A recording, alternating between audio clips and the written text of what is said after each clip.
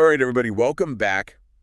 Get ready, because today we're diving deep into the entire history of humanity. The whole thing. I know, right? You've given us this source. It's massive. It covers everything. I mean, from the Stone Age to the rise of China. I'm so ready to dig into all this. It's a lot to cover, that's for sure. But, you know, I think that's what makes history so fascinating. It is. It's this incredible story of how we went from, like, you know, little groups of hunter-gatherers to this, well, you know, complex global society that we live in today. Yeah, and trying to, like, understand our past can give us, you know, like a new perspective on things. Like even, you know, help us imagine what the future might be like. It's like having a roadmap. But for time travel, right? I love that. Yeah. A roadmap for time travel. Yeah. We can, like, spot those recurring patterns, see where things went right. Or wrong. Or wrong. Exactly. And maybe learn from all that. Avoid making the same mistakes. Yes. Avoid those mistakes. Plus, I mean, history is just full of those wait, what moments. Absolutely. You know what I mean? It's like you read something, you're like, no way, that actually happened. Yeah.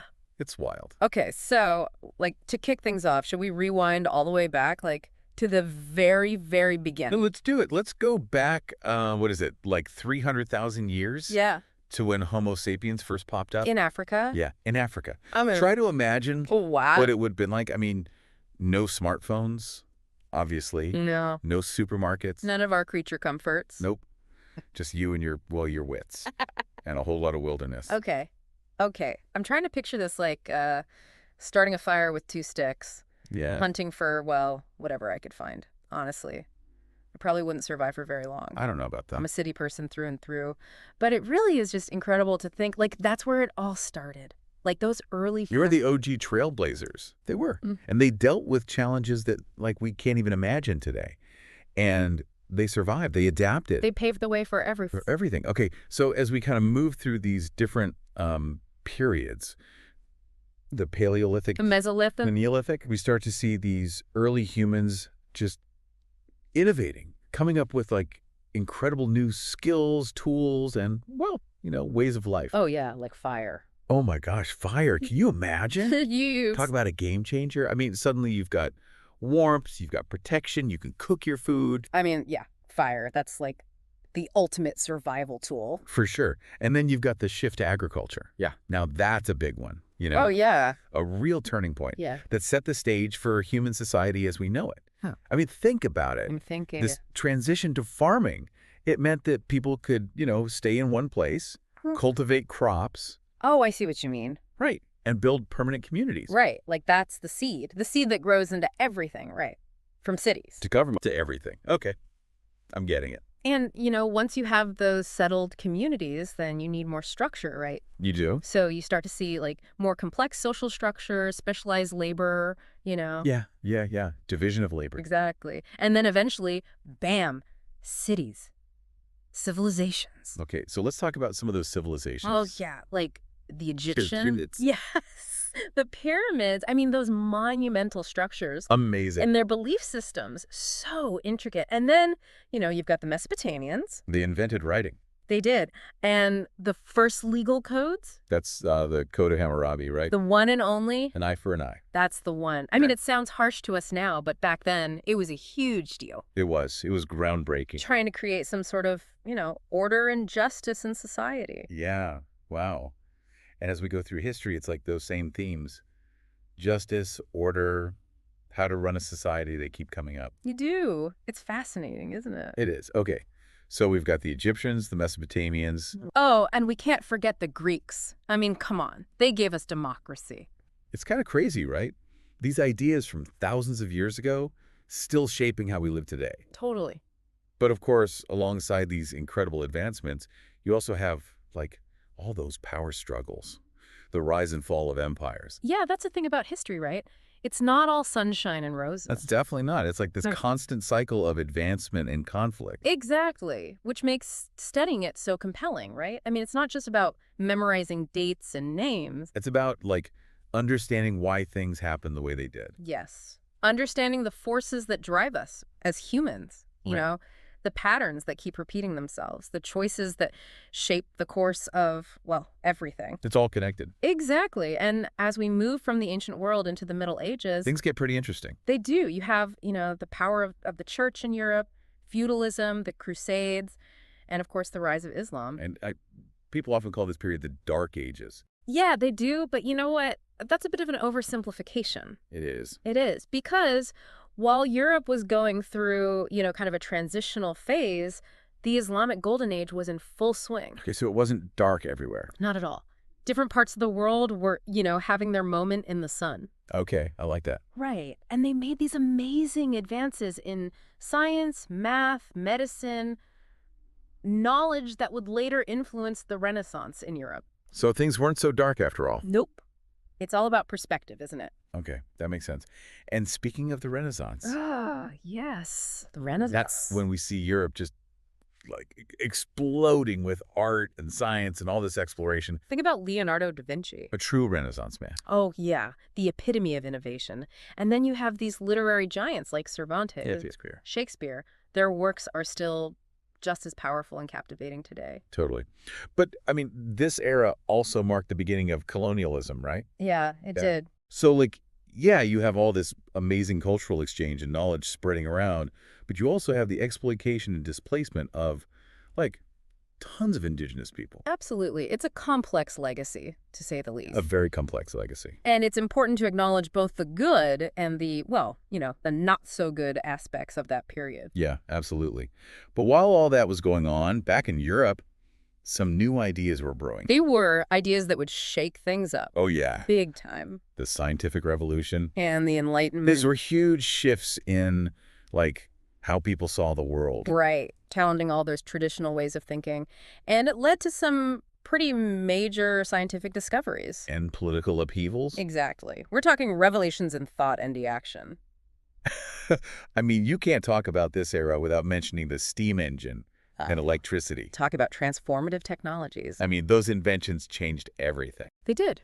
And paved the way for the Industrial Revolution, which led to unprecedented production, economic growth, but also, New problems. New problems like inequality and the environmental challenges we're still dealing with today. Right. So it's progress, but it's also a mixed bag. It is. And, when you look at the grand scheme of things, all this is happening in what feels like a split second.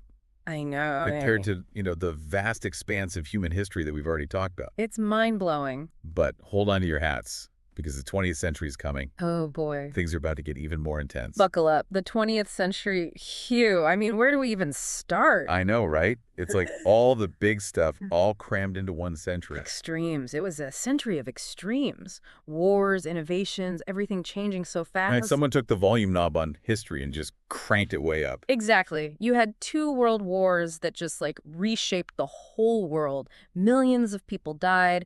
Countries were left in ruins. I mean, talk about upheaval. It's hard to even wrap your head around the scale of it all, but then you see the resilience of people too. Rebuilding, coming together, trying to find a way forward. Yeah, that's the human spirit, isn't it? We keep going no matter what. But then from those conflicts, you see these new ideologies popping up. Communism, fascism, they promised these different ways of organizing society. But they didn't always work out so well, did they? No, not always. You saw a lot of authoritarian regimes, oppression, people suffering in the name of these ideologies. And then, of course, you had the Cold War. Oh, man, the Cold War. That was the shadow hanging over everything for decades. The U.S. and the Soviet Union locked in this, ideological battle, each side with their allies. It shaped everything. Global politics, economics, and it led to all these proxy wars around the world, too. It's scary to think what could have happened. If things had escalated. Yeah, the threat of nuclear war was always there. It's like the world was holding its breath for, half a century. But even with all that tension, technology kept advancing, at an insane speed. Right. And it's not always good advancements. You have nuclear weapons being developed. Suddenly, we have the power to, destroy ourselves. So it's we unlocked this amazing potential, but it also came with this, terrifying possibility. Exactly. And then you have computers, the internet. That completely revolutionized how we communicate, how we access information.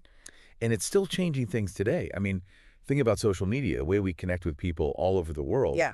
but also, like, the spread of misinformation. Yeah. Extremist ideology is another one of those double-edged swords, right? It is. It's like this constant tension between the good and the bad, the potential and the risks, and it's all happening so fast. Yeah, and it feels like things are just speeding up as we move into the 21st century. Globalization, technology advancing even faster, new powers emerging, like China. Ah, yes, China. The big question mark. Right. It's like they went from 0 to 100 in like a few decades. How did that happen?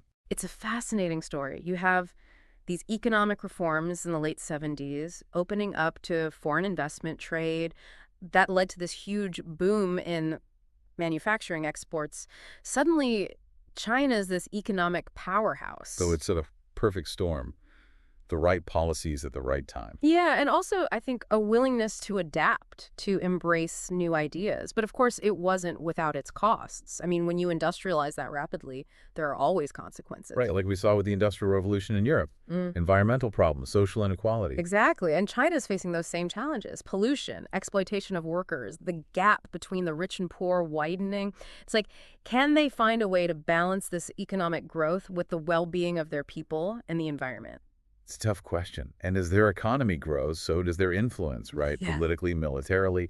That's got to create some tension on the world stage. Oh, absolutely. I mean, it's happened throughout history. When new powers emerge, they challenge the existing order. Things get unstable. It's like inevitable. Yeah, you can see the parallels. Makes you wonder if we're headed for like another major conflict, especially with all this stuff going on between China and the US right now. It feels like almost a new Cold War brewing. It does feel that way sometimes, doesn't it? But, that brings us back to that first question our source asks about whether humanity has, like, surpassed the contemporary age. Yeah, what does that even mean? Like, are we in a completely new era?